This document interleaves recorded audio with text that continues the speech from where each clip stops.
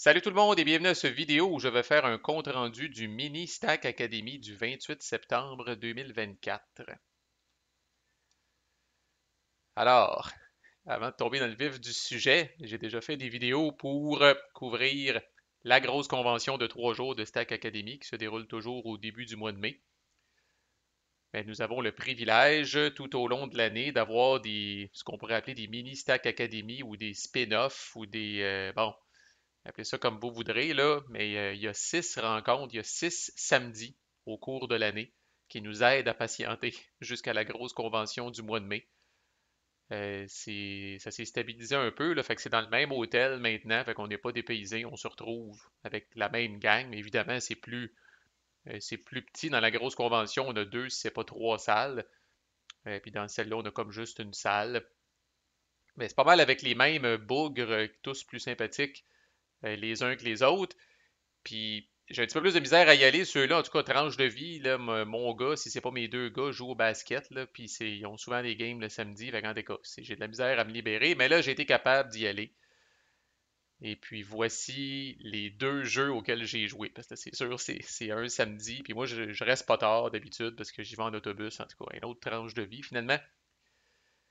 Mais je tenais à organiser une game de Arcs, le nouveau jeu de Cole Worley, designer de Root, designer de John Company, designer de Pax Pamir, deuxième édition. Fait que c'est pas un étranger sur la chaîne. Il y a plusieurs playlists déjà qui lui sont dédiées. Puis j'avais organisé une game de ça avec Rami, que plusieurs connaissent pour sa grande générosité sur la chaîne. Marc Rodrigue, le designer lui-même de Bayonets et Tomahawks. Puis Sébastien Savard, dont je vais botcher l'occupation dans la vie, mais en gros, il est prof. Tu sais, c'est lui aussi, là, il est living the dream, comme on dit, là, il est prof à l'université en design de jeux. À la fois, je pense, jeux vidéo puis jeux de société. Euh, une branche un peu obscure de l'éducation, là, euh, où est-ce que les wannabe designers de jeux de société ou de jeux vidéo vont étudier. Mais en tout cas, euh, trois gaillards, ma foi, fort sympathiques, comme je disais. Puis on organise une game de Arcs. Puis là, j'ai pas le jeu. Fait que moi, tu sais, moi qui travaille presque uniquement en virtuel, qui joue presque uniquement en virtuel. Fait que je fais un appel à tous. Fait que je veux remercier Éloi Dion qui nous a gracieusement prêté sa copie du jeu. Parce que bon, pas de copie du jeu, on n'aurait pas été chier loin, là, mais là, on avait une copie du jeu. Je remercie Marc Rodrigue aussi qui s'est forcé parce que Marc Rodrigue, beaucoup quelqu'un d'émotion, tu sais, quand il a vu le design graphique de tout ça, peut-être, puis je pense qu'il aime bien jouer à Eclipse aussi, puis tout ça, là, puis ah, Chris, il me le faut, ce jeu-là, il me le faut, il me le faut. Mais je pense qu'en ce moment, c'est un exclusif Kickstarter, il va éventuellement être retail, je pense, mais en ce moment, je suis pas certain qu'on peut se le procurer en boutique, là. Fait que là, Marc, t'as comme, je veux jouer, je veux jouer, je veux jouer. Puis là, il a lu les règles, il a checké des vidéos, puis il a dit, c'est moins mon style de jeu, un petit peu de take that, puis un petit peu de, tu sais, mais il est resté avec nous autres pareil, puis bon, je peux pas dire que ça a été le highlight de sa journée, là, tu sais, ou un souvenir impérissable dans sa mémoire, mais quand même, il a joué avec nous autres jusqu'au bout, là. Fait que, c'est pour... Puis là, il y a du buzz honesty sur Ark, sur Board Game Geek, là. En tout cas, si je vous apprends l'existence de ce jeu-là, c'est vraiment que vous vivez en dessous d'une roche ludique, là, parce que, honnêtement, là, Shut Up and Sit Down, l'ont proclamé quasiment meilleur jeu de tous les temps, là. C'est peut-être extrême un peu, là, mais au minimum meilleur jeu de 2024. Puis envoyez donc, les accolades n'en finissent plus de finir. Ils décollent pas de la hotness de BGG au moment où j'enregistre cette vidéo-là. Puis j'ai adoré ça. Puis on a intentionnellement joué le jeu de base That's It. Il y a moyen de bonifier le jeu de base avec des cartes de plus là, qui appellent Leaders and Lore, là, parce que le jeu de base est quand même assez, entre guillemets, symétrique. Je veux dire, le bleu par rapport au rouge, là, à part l'endroit où ce qu'on commence, il n'y a pas grande différence, mais Leaders and Lore calissent tout ça cul par-dessus tête. Puis là, vous avez un leader qui vient vraiment ajouter des particularités à votre faction, puis du lore qui est comme des connaissances que votre faction a accumulées au fil du temps. Que là, ça rend le jeu crissement asymétrique. Puis ça a l'air ce qui est encore plus jouissif, que j'ai toujours pas essayé non plus, c'est que le jeu vient avec une mini-campagne. Pas une grosse crise de patente de 12-15 games que vous serez jamais capable de finir puis de réunir le même monde over and over again pour passer à travers, mais une courte campagne de 3 games qui est vraiment l'équivalent en durée de jouer une game normale, mais il y a une continuité à ça, puis en tout cas, comment bien vous performez ou comment les choses se passent dans la première game influence la deuxième, qui elle influence la troisième, puis un grand gagnant de déclarer à la fin de tout ça. Puis ça a l'air que la campagne, c'est quelque chose en hostie. Fait qu'en tout cas, ouf! Si je tombe en amour juste avec le jeu de base, il y a quelque chose à faire là en crise. Il reste que c'est un jeu qui est assez intense sur le cerveau, là, puis c'est peut-être l'habitude justement de jouer en ermite chez nous, appelé by email, là, mais là, à cette heure, quand je joue dans une convention où c'est que tout le monde parle fort, puis tu sais, juste on dirait la paresse de m'étirer le coup pour voir c'est quoi déjà la carte que lui est allé chercher tantôt, puis là, si fuck off, je verrai bien c'est quoi, puis là, mané, la personne t'annonce, ah ah, j'ai cette carte-là, puis ça scrape ta game. En tout cas, je dis pas que c'est arrivé, mais tu sais, je suis pas aussi diligent quand je joue en personne. Puis j'essaye autant que possible de jouer vite pour pas ralentir le groupe aussi, là.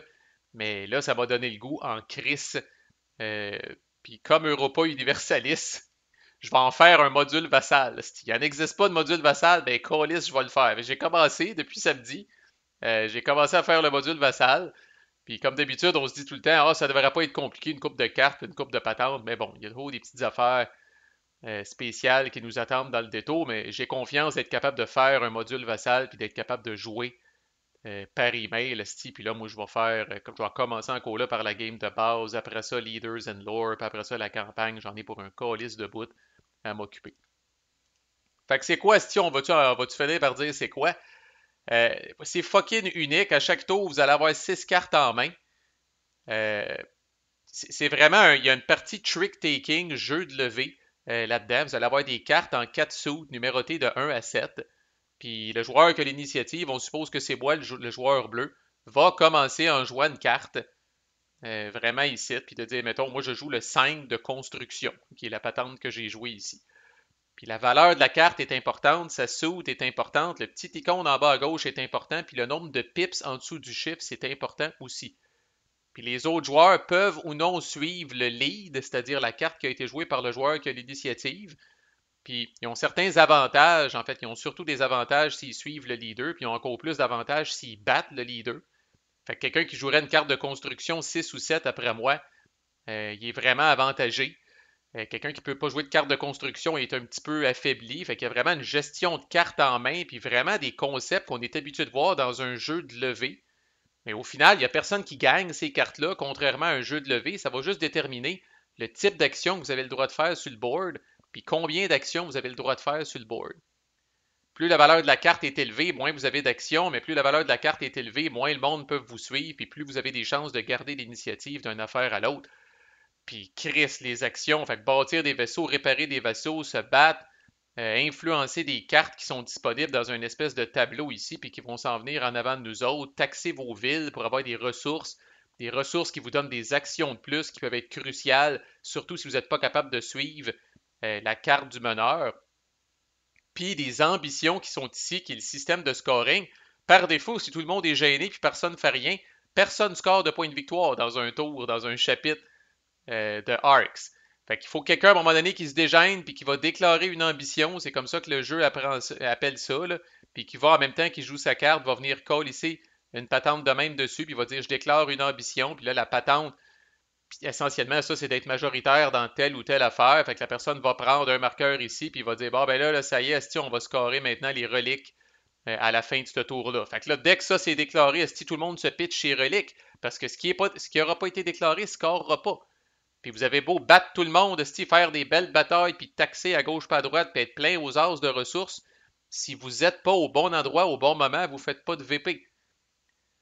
Il y a tellement d'affaires fascinantes dans ce jeu-là, c'est dur à résumer. Le système de combat est incroyable. Il y a 3 types de dés.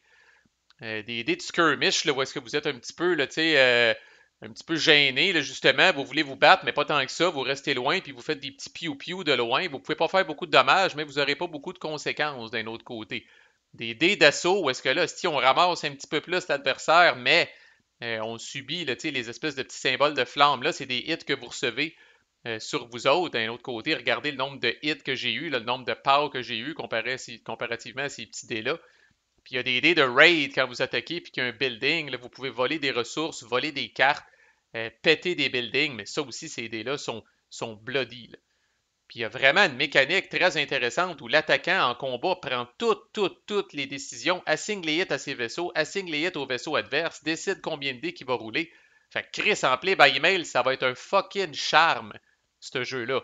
T'arrives pas en combat, puis il y a 56 000 interruptions, je joue pas de carte, je joue-tu une carte? Ah ben t'as joué une carte, ben je rejoue une carte, ou ben ah là je décide de revirer cette patente-là. Chris, en combat, l'attaquant décide tout, c'est fait, ça a été fait pour le play by email, cette affaire-là, là. Ils vont probablement faire une statue. Les joueurs de Play by Mail vont probablement faire une statue à mon effigie si jamais j'arrive avec le module. Parce que d'après moi, il y a bien du monde qui attend ça. Fait que j'ai beaucoup aimé mon expérience, vous l'aurez deviné. Le but, c'est de faire un compte-rendu de l'événement. C'est pas rentrer dans les détails de tout ça, là, mais je voulais quand même vous montrer de quoi ça avait de l'air. BGG dit best avec 3, peut-être parce qu'il y a moins de downtime. Moi, j'ai trouvé qu'à 4, c'est excellent. À 3, on n'a pas les cartes de 1 puis les cartes de 7 dans les sous. Puis je trouve que ces cartes-là ajoutent une twist quand même très intéressante, là. Fait que quand t'écoutes, moi, j'ai l'intention de me partir une game à 4 dès que le module vassal est prêt. Puis, donc, si ça vous intéresse, manifestez-vous dans les commentaires. Puis en temps et lieu, je rassemblerai des troupes. Puis on partira quelque chose en lien avec ça. Maintenant, la deuxième affaire que j'ai faite dans cette journée-là, c'est de playtester, parce que je suis passé par là, moi aussi, c'est d'amener mon petit prototype aux conventions du Stack Academy, là, puis là, d'être tout seul à ma table, puis tu sais, là, d'attendre que le monde daigne venir essayer mon jeu. Fait que c'est moi aussi, je participe à l'effort de guerre, puis je playtest. Puis ça, c'est un jeu d'un designer québécois sur les deux référendums sur la souveraineté au Québec en 1980 et en 1995. Par encore là, ceux qui auraient vécu en dessous d'une roche politique cette fois, oui, en 1980 et en 1995, il y a eu un référendum au Québec pour savoir si on voulait se séparer du Canada. Puis le non a gagné les deux fois. Le non a gagné de manière un petit peu plus décisive en 80, mais si boire en 95, je ne me rappelle pas les chiffres exacts, mais je pense que c'était 49-51, Callis. Fait que c'est venu à 1% qu'on se sépare du Canada, là. Puis c'est rapidement tombé dans l'oubli parce que finalement, les gens ont écouté les nouvelles le lendemain et ont dit ah, ben finalement, il n'y a rien qui a changé si le Québec reste dans le Canada. Mais si ça avait été Louis qui avait gagné, il faut être sûr que ce style de jeu-là, les gens sauraient en crise de quoi on parle. Fait que c'est un card-driven game à deux. Francis Gauthier, que je salue, qui est l'illustre designer, a fait un hostie de bon job. C'est un bon petit jeu. Je vous dirais, c'est pas vite comme 13 Days ou Watergate ou Lenin's Legacy, là, dont j'ai parlé aussi sur la chaîne, là. C'est vraiment du calibre de 1960 en termes de durée, en termes de complexité, nombre de cartes en main, genre, là, c'est vraiment du calibre de 1960. Mais j'aime beaucoup plus ça. 1960 est un des jeux que j'aime le moins, puis j'ai beaucoup aimé ce jeu-là. Pourquoi? Parce que 1960, ceux qui ont joué Kennedy contre Nixon, si on se bat toute la game, puis je t'enlève cet état-là, puis je t'enlève cet état-là, puis on campagne, puis on débat, puis on fait tout ça. Il y a un seul asti de scoring, c'est à la fin, c'est l'élection. Pour savoir si vous avez gagné, vous arrivez à la fin. Ça m'est arrivé de jouer des games de 1960, puis de dire, d'après moi, je vais gagner, puis là, Chris, on arrive, on compte, parce que là, le décompte des États, il y en a un peu un autre, des États aux États-Unis avec toute une valeur, puis tout ça, c'est quand même assez dur de compter le nombre de sièges dans sa tête, là. Mais j'arrive, puis j'ai perdu. Tandis que dans ce jeu-là, il y a une élection provinciale à la fin de chaque tour de jeu. Puis, dans le fond, en fonction de comment chaque région administrative du Québec penche d'un bord ou de l'autre, ça va déterminer le nombre de sièges essentiellement, puis ça va déterminer si on a un gouvernement souverainiste ou un gouvernement fédéraliste.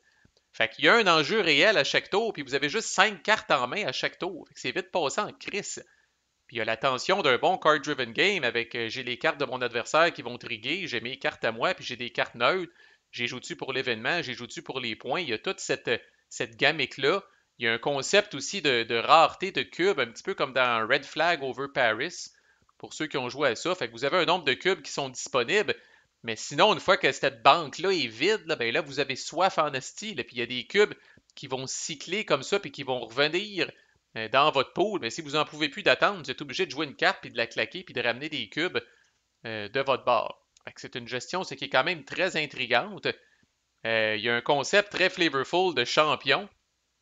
Fait qu'au début de chaque tour de jeu, chaque joueur va piger deux champions, puis il va choisir un champion qui va venir colisser dans la pile ici pour le grand débat de fin de campagne. Fait que ça, c'est la pile du débat de 1980. À la fin du tour 3 puis à la fin du tour 6, il y a un grand débat. Puis il y a un champion que je vais garder, que je vais jouer en avant de moi, puis qui a un effet soit immédiat ou un effet continu pour le tour. Puis en plus de ça, ben, je vais piger 5 cartes. Il me prendre me prendre un siège style dans Tabletop Simulator pour être capable de le faire. Fait que je vais me prendre 5 cartes. Encore là, les cartes bleues, les cartes du camp du oui, les cartes rouges, les cartes du camp du non, puis les cartes mauves, c'est des cartes neutres. Puis là, encore là, une valeur de hops en haut à gauche, un événement que je peux décider d'utiliser. Là, si je suis le oui, je sais que j'ai 2 cartes chiantes dans ma main qui peuvent triguer pour mon adversaire. Puis avec vos hops, vous allez faire campagne. Puis encore là, ça ressemble à 1960, là, où on se promène d'État en État, puis qu'on vient influencer les trucs. Mais c'est extrêmement éphémère, cette style d'affaire-là, à l'exception des châteaux forts, qu'on appelle nous autres au Québec, là, qui sont comme des espèces de circonscriptions, Chris, qui sont vendus pour un camp, puis c'est à peu près impossible à faire bouger. Toutes les autres régions sont très guidounes, puis guidounes au point que d'une élection à l'autre, si vous avez seulement un cube dans cette région-là, le cube décalisse. C'est pas rare qu'on finit un tour, puis après ce gros reset-là, on se retrouve avec un nombre de sièges, genre, qui est essentiellement l'équivalent des 2 forteresses, qui dans les 2 cas est 16 sièges, 4 plus 12. Fait que tout est à recommencer. Fait qu'un mauvais tour, ça veut pas dire que vous êtes mal barré. On se suit puis on recommence dès que le tour est fini. Puis chaque tour représente quand même un cycle électoral là, de 4-5 ans, ou à peu près. Là. Le Space Race équivalent est très tight. Là, cette fois-là, c'est l'élection du gouvernement fédéral. Puis j'ai jamais vu ça. C'est premier arrivé, premier servi. Le premier qui ditch une carte là peut ignorer son événement et c'est tout. Pas une fois par joueur, une fois au total. Fait que quand vous avez l'initiative, vous êtes le premier à jouer et voulez-vous vous débarrasser d'une carte qui est à redonner le momentum à votre adversaire, ou si vous voulez prendre une chance de squeezer une carte, mais là peut-être que c'est votre adversaire qui va se débarrasser d'une de vos cartes chiantes. Fait que ça aussi, c'est très intéressant. Il y a des issues au début de chaque tour qui sont crissés ici. Les issues appartiennent là, soit à des issues financières, des issues par rapport à la culture ou whatever. Puis chacune des cartes que vous avez encore là en haut à gauche là, match avec certains icônes. Fait qu'encore là, pour les ups, vous pouvez mettre un certain nombre de cubes sur ces issues-là, gagner ces issues-là, faire l'effet qui est dessus, là, qui dans ce cas-là est d'enlever un cube dans une région où le nombre de sièges est inférieur à 6. Puis après ça, prendre cette carte-là puis venir la crisser ici. Encore là pour le grand débat. Puis quand on va arriver au grand débat, vous allez avoir 3 champions dans ce deck-là, plus autant de issues que vous avez gagné, puis vous prenez ça dans vos mains. Puis là, encore là, il y a un petit head games avec votre adversaire de dire OK, là, tu sais, j'ai tout encore là les mêmes icônes qui reviennent, la fameuse culture, le cash, puis en donc. Puis où est-ce que je décide de jouer chacune de mes cartes, puis dès qu'une catégorie a 2 cartes, on la résout, puis la personne qui l'a gagné peut refaire les effets qui sont dessus. Puis vous avez la traque de la souveraineté qui penche du côté du oui, du côté du non, qui est l'ultime condition de victoire de fin de game, mais qui peut aussi mener à un sudden death à la fin de 1980. Fait que c'est pas comme si vous pouvez vous en colisser jusqu'à la fin de 1995, mais un bon petit jeu tendu, euh, pas trop long, juste assez de mécaniques familières puis de mécaniques innovantes pour garder ça intéressant. Puis j'ai fait mon possible pour plugger Francis avec Jason de GMT pour qu'il puisse lui pitcher ça, parce que moi je considère que c'est un jeu qui pourrait flyer auprès de GMT. Bon, c'est sûr que 1960, les Américains embarquent là-dessus parce que c'est à leur pays puis tout le kit. Là, t'as encore un petit peu comme mon jeu l'affaire de Ah ouais, mais le Québec, style Québec, on s'en calisse, l'Anaudière, l'Estrie, la Montérégie, tout le monde à l'extérieur du Québec s'en crisse. Mais ça a été un big deal au Canada. Là. Pendant qu'il y avait de la campagne, ça a été un big deal. Comme je dis, le lendemain, on a tourné à la page parce que finalement, ça a failé, cette histoire-là. Mais si ça avait réussi, la réalité aurait été tout autre. Là. Fait que j'étais bien content de playtester ça dans l'après-midi. J'ai joué avec Rami sous l'œil aiguisé du designer Francis. Puis j'ai eu bien du fun. Puis après ça, débrief, jazz, puis tout le kit. Puis whoop, c'est l'heure de reprendre l'autobus. Fait que ce sera pour une prochaine convention. J'en profite pour remercier Marc Guenette, fidèle organisateur de ces conventions-là, qui a fait tirer 3 prix de présence, dont Washington's War, qui, je le rappelle, a été gagné par Rami, puis que je vais faire tirer parmi les tabarnaks de bons fans québécois le 10 octobre. Fait que voilà, merci de votre fidélité et à plus.